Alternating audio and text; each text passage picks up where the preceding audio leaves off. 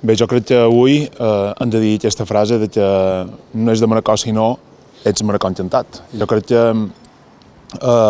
avui se consolida aquesta campanya de Manacor encantat, una campanya eminentment comercial, on tots els comerços estan cridats a la participació, però també davallada en col·laboració amb tots ells, i com a marca Manacor encantat se consolida. I se consolida no només avui com a campanya comercial, sinó també com a marca. Començant la campanya de Manacor encantat, que és la campanya de dinamització comercial més manacorina.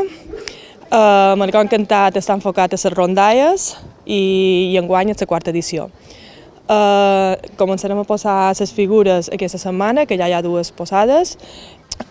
Sempre s'ha fet Manacor encantat, enguany compta de 8 figures. Sempre són figures que se fan o noves i després també se restauren. Enguany se restauraran totes. I a part hi haurà una novetat, que serà la dinamització d'un carrer, l'Enginyer Barceló, on posarem tot un univers de rondalles. Enguany ens han encomanat la tasca com a d'ambientar un carrer poc transitat de Manacor, és un carrer molt petit, molt estret i que mai ha tingut massa vida, no?, de per si. I han tingut com a la idea, fent la proposta, de fer un recorregut museístic i expositiu, per dir de qualque manera, sobre objectes i tresors que trobam a les rondalles.